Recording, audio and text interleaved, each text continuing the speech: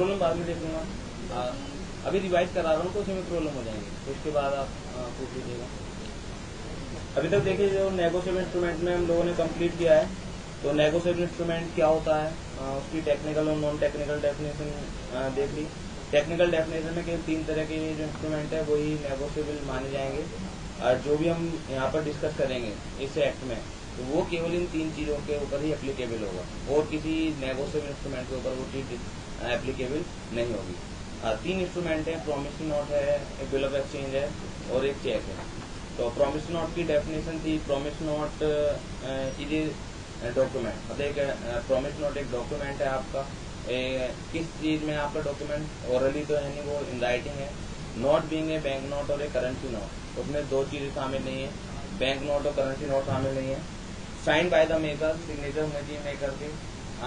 क्या चीज दे रहे हो आप, अंडरटेकिंग दे रहे हो आप, ठीक है ना, किस चीज की अंडरटेकिंग दे रहे हो, to pay certain sum of money only to और द ऑर्डर ऑफ और to the bearer of the instrument. वो बात अलग है कि बियरर जो वर्ड है वो केवल सेक्शन 4 में लिखे हुए हैं, अदरवाइज की कोई यूसेज है नहीं, क्योंकि सेक्शन 31 और 32 जो आरबीआई का है इस वर्ड को डिलीट करता है, और वो कहता है कि कोई भी पर्सन अदर देन आरबीआई और अदर देन सेंट्रल गवर्नमेंट एक ऐसा प्रॉमिस नोट इशू नहीं कर सकती जो कि बियरर पेबल, ठीक है। तो एक तरह से देखा जाए प्रॉमिस नोट केवल ऑर्डर ही हो सकता है, बियरर नहीं हो सकता अगर पेपर में आता है आपको, लेकिन लिखना पड़ेगा आपको कि क्यों नहीं हो सकता, कि क्योंकि आरबीआई का जो सेक्शन 31 और 32 है वो मना करता है इस चीज के लिए। इसके बाद जो डेफिनेशन थी आपकी वो थी बिल ऑफ एक्सचेंज की। बिल ऑफ एक्सचेंज में भी करीब करीब सेम डेफिनेशन है, केवल एक ही वर्ड का अंतर है, उसमें डिफरेंस है, और वो है ऑर्डर। तो वहाँ पे ड्रॉअर जो है ड्रॉइंग को ऑर्डर देता है, बाकी सब चीजें सेम है। तो एक ही ट्रांजेक्शन को कंप्लीट करने के लिए, मतलब जब एक आदमी के ऊपर देनदारी होती है, एक की लेनदारी होती है, तो उस ट्रांजेक्शन को कंप्लीट करने के लिए दोनों इंस्ट्रूमेंट का इस्तेमाल किया जा सकता है। नेचर अलग अलग है, अगर जो देनदार है वो अपने ऊपर लिखता है तो वो प्रॉमिस नोट लिखेगा, और अगर लेनदार है जो क्रेडिटर डेटर के ऊपर अगर लिखता है तो वो बिल ऑफ एक्सचेंज का इस्तेमाल करता है। इसके बाद सेक्शन 6 में चेक की डेफिनेशन आई थी। तो चेक की डेफिनेशन, cheque is a bill of exchange, is a type of bill of exchange जो कि हमेशा पेबल होगा आपका ऑन डिमांड, जो कि हमेशा लिखा जाएगा एक स्पेसिफाइड बैंक के ऊपर। बिल ऑफ एक्सचेंज किसी के ऊपर भी लिखा जा सकता था, और वो डिमांड भी हो सकता है, टाइम इंस्ट्रूमेंट भी हो सकता है, लेकिन जो चेक होगा हमेशा क्या होगा, ऑन डिमांड होगा, और हमेशा एक स्पेसिफाइड बैंक के ऊपर ही लिखा जाएगा। स्पेसिफाइड बैंक के अलावा किसी और पर ये चेक ड्रॉ नहीं किया जाता। तो चेक इंक्लूड ट्रंकेटेड चेक और इलेक्ट्रॉनिक चेक। तो ट्रंकेटेड चेक और इलेक्ट्रॉनिक चेक मैंने आपको बता दिए थे, जिस समय 2002 में शायद अमेंडमेंट आया था ये, तो उस समय 1-2 बार पूछा गया था कि ट्रंकेटेड चेक क्या है, इलेक्ट्रॉनिक चेक क्या है, सीधे सीधे डेफिनेशन पूछ ली गई थी। तो अब तो ये ट्रेंड चलता भी नहीं है आपका डेफिनेशन पूछने का। तो बाकी मैंने दोनों चीजें समझा दी थी आपको कि ट्रंकेटेड चेक और इलेक्ट्रॉनिक चेक क्या है। उसके बाद हम लोगों ने जो डिस्कस किया था दूसरी तीसरी क्लास में, एक्सेप्टेंस देखी थी। एक्सेप्टेंस केवल बिल ऑफ एक्सचेंज में ही होती है, प्रॉमिस नोट में एक्सेप्टेंस की जरूरत नहीं पड़ती, चेक में भी एक्सेप्टेंस की जरूरत नहीं पड़ती। तो 3 चीजों में से एक्सेप्टेंस किसमें होती है आपकी, जो बिल ऑफ एक्सचेंज में होती है, और वो भी जरूरी नहीं है। लॉ मेकर्स ने जरूरी नहीं बताया उसे, क्योंकि एक होती है नेसेसिटी, जरूरी है, और अगर जो जरूरी काम है वो पूरा नहीं करते आप तो वो चीज इनवैलिड हो जाती है। इनवैलिड चीजों के ऊपर मुकदमा नहीं किया जा सकता। अगर दोनों बातों में फर्क आता है, एक चीज है कि जरूरी नहीं है लेकिन करानी पड़ती है, तो उसके इफेक्ट होते हैं कि अगर आपने ऐसा नहीं किया तो उसका इफेक्ट क्या होगा, उसका प्रभाव क्या होगा। तो जो सिग्नेचर जरूरी है वो ड्रॉअर के ही जरूरी है, बिल ऑफ एक्सचेंज पर भी एक्सेप्टर के ड्रॉई के सिग्नेचर जरूरी नहीं है। बिना एक्सेप्टेंस के भी आप मार्केट में उस नेगोशिएबल इंस्ट्रूमेंट को चला सकते हो, कोई दिक्कत नहीं है उसमें। लेकिन अगर चलाते हो और एक्सेप्टेंस करने से मना कर दिया जाता है ड्रॉई के द्वारा, या ड्यू डेट पर अगर पेमेंट लेने पहुंचा जाता है, पेमेंट करने से मना कर दिया जाता है, तो उसके इफेक्ट आएंगे आपके, कि अगर एक्सेप्टेड बिल का पेमेंट करने से मना किया जाता है तो जो भी होल्डर होगा वो एक्सेप्टर के ऊपर भी मुकदमा कर सकता है, वो प्रायर पार्टी के ऊपर तो कर ही सकता है। हमेशा ध्यान रखिए कि जैसे मैंने पिछली क्लास में भी 2 टर्मिनोलॉजी आपको डिस्कस की थी, एक होल्डर है और होल्डर इन ड्यू कोर्स है, ठीक। तो होल्डर के राइट्स अलग होते हैं, HIDC के राइट्स अलग होते हैं, दोनों के राइट्स अलग अलग होते हैं। लेकिन हम जो भी क्वेश्चन सोल्व करते हैं वो हमेशा क्या मान के करते हैं, HIDC को। अभी पहचानना नहीं बताया मैंने आपको कि HIDC कौन होता है, कैसे रिकॉग्नाइज करोगे आप, तो वो शायद आज कंप्लीट कर दूंगा मैं कि रिकॉग्निशन किस तरह करनी है आपको होल्डर की या HIDC की। लेकिन HIDC ही मान के हम क्वेश्चन को सोल्व करते हैं, और हमेशा एक रूल पहले याद रखिएगा जिससे बाकी चीजें इजी हो जाए। जब भी हम बाकी पढ़ेंगे वो एक तरह फिर एक्सेप्शन के रूप में पढ़ते हैं कि जब भी होल्डर इन ड्यू कोर्स होगा, बस जिसके पास भी बिल होगा डिसओनर के समय, डिसओनर जब भी होगा तभी की बात आती है राइट की। तो डिसओनर के समय जब भी जिसके पास भी बिल होगा वो HIDC मान के हम करते हैं, और HIDC सारी प्रायर पार्टी के ऊपर क्या कर सकता है, मुकदमा कर सकता है। अब एक्सेप्टर की बात आती है, तो अगर एक्सेप्टेड बिल है जो कि सिग्नेचर है फिर उसके ऊपर ट्रोई के, तो फिर एक्सेप्टर के ऊपर भी मुकदमा हो जाता है। और अगर एक्सेप्टेड बिल नहीं है तो फिर ट्रोई के ऊपर मुकदमा नहीं हो पाता, लेकिन बाकी प्रायर पार्टी के ऊपर मुकदमा होगा ही होगा। क्लियर है। इसके बाद नेगोशिएशन हम लोगों ने डिस्कस किया था जो लास्ट क्लास में। नेगोशिएशन क्या होता है, transfer from one person to another. उसके फिर तरीके हो सकते हैं, टाइप्स हो सकते हैं। तो negotiation are of two type in negotiation instrument है, और वो है एक मियर डिलीवरी, दूसरा है endorsement and delivery. Mere delivery यानी केवल डिलीवरी देके नेगोशिएट हो जाती है चीज, एक पर्सन से दूसरे पर्सन को ट्रांसफर की जाती है लीगली, तो उसको हम केवल तब यूज कर सकते हैं अगर इंस्ट्रूमेंट बियरर हो। अगर इंस्ट्रूमेंट ऑर्डर है तो खाली डिलीवरी से कुछ नहीं होगा आपका, एंडोर्समेंट भी करना पड़ेगा।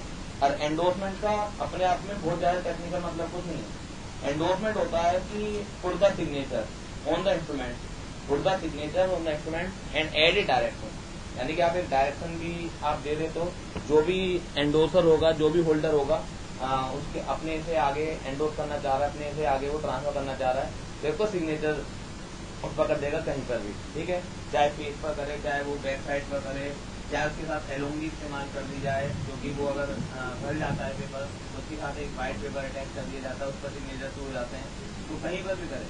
एंड एक डायरेक्शन दे देता है वो, तो उसे हम बोल देते हैं डायरेक्शन किस तरह की, पे टू सी, पे टू डी, पे टू मॉन, किसी का भी नाम अगर ऐड कर दिया जाता है तो वो हो जाता है आपका एंडोर्समेंट। अब एंडोर्समेंट दो तरीके, मतलब दो क्या बहुत सारे तरीके के होते हैं। सबसे पहले हम लोगों ने पढ़ा था ब्लैंक एंडोर्समेंट। ब्लैंक एंडोर्समेंट में क्या होता है कि सिग्नेचर किए जाते हैं, कोई डायरेक्शन ऐड नहीं की जाती। तो उसमें क्या होता है, अगर शुरुआत में वो ऑर्डर इंस्ट्रूमेंट भी रहा है, जो आपने इंस्ट्रूमेंट पे आप एंडोर्स करना चाह रहे हो, अगर वो ऑर्डर भी है, लेकिन ब्लैंक एंडोर्समेंट करते ही वो क्या बन जाता है आपका बियरर इंस्ट्रूमेंट में तब्दील हो जाता है, बियरर की नेचर उसमें आ जाती है। क्यों आ जाती है, वो खुद का खुद रिकॉग्नाइज कर सकते हो आप। बियरर वो चीज है जिसके लिए केवल डिलीवरी करनी पड़ती है आपको।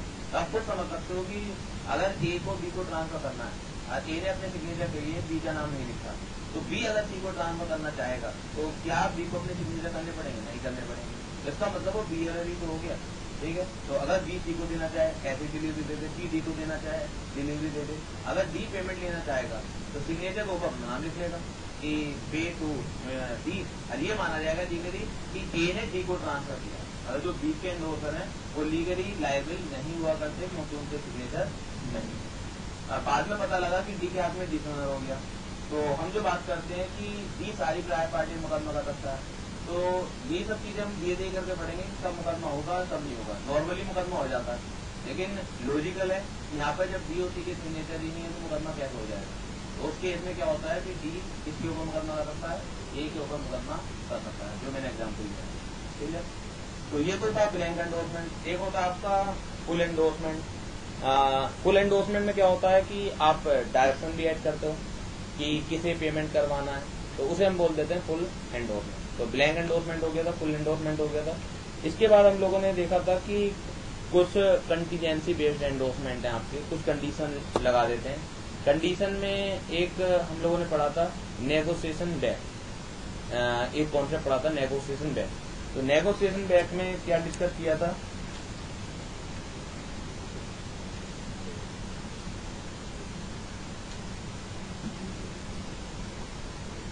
नेगोशिएशन बैक का जो सिंपल मीनिंग है वो तो यही है कि अगर एक पार्टी दोबारा से उसकी होल्डर बन जाती है, अगर एक ही पार्टी दोबारा से होल्डर बन रही है तो हम उसे बोल देते हैं नेगोशिएशन बैक, जो कि ऑलरेडी लायबल थी।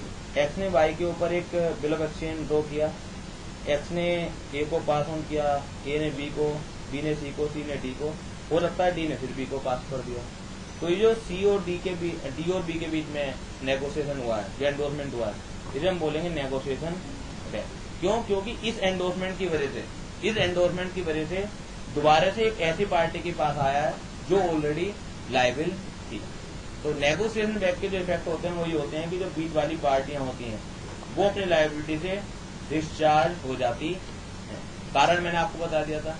रीजन से वो क्या होता है कि जिसके बाद नए नए कॉन्सेप्ट आएंगे आपके, तो वो ऑटोमेटिकली आप सोल्व कर सकते हो, उसके लिए याद करने की जरूरत नहीं पड़ेगी। एक होता है कि लो याद कर लिया बस ऐसे ही है, उसमें क्या होता है कि लो में एक ही चीज में हजारों तरह के सर्कमस्टांसेस ऐड होके आते हैं आपके, क्योंकि सर्कमस्टांसेस बेस पर ही लो चलता है। जरा सा भी सर्कमस्टांसेस चेंज होगा, आंसर चेंज हो जाएगा। तो वो सब चीजें याद नहीं की जा सकती है।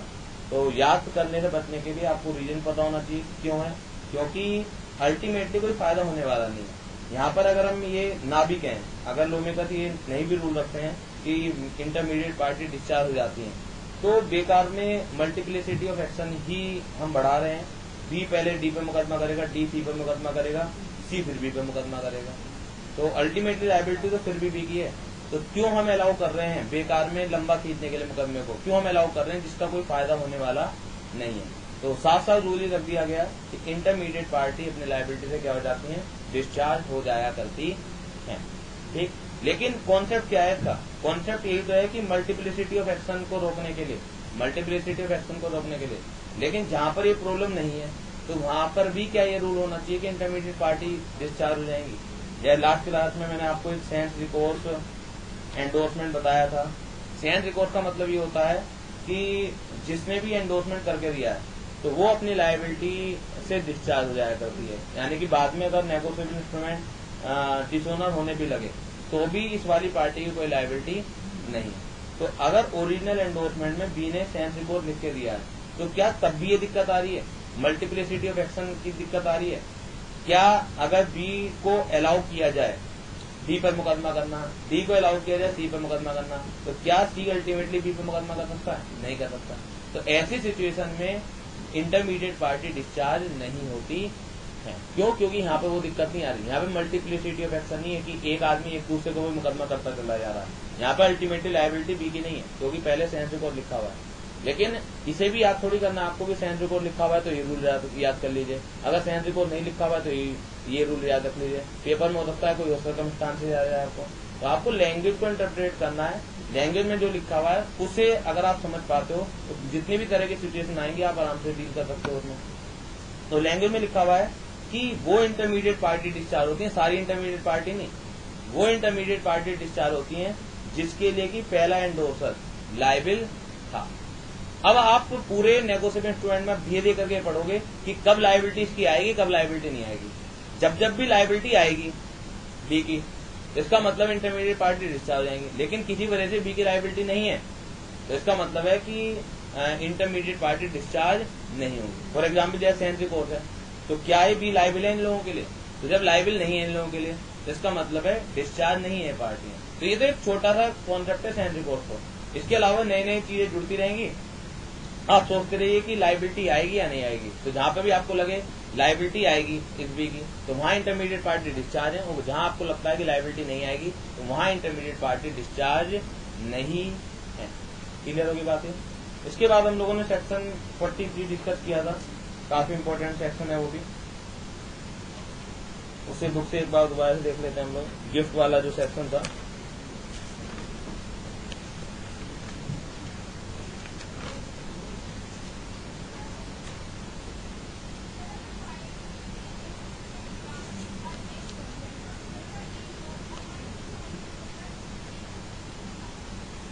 अभी लिख के देखते हैं हम लोगों को। वाई ने एक्स को, एक्स ने एंडोर्स कर दिया है, तो वाई इंस्टॉलमेंट हो गया। ए एक्स से ले सकता है बस, क्या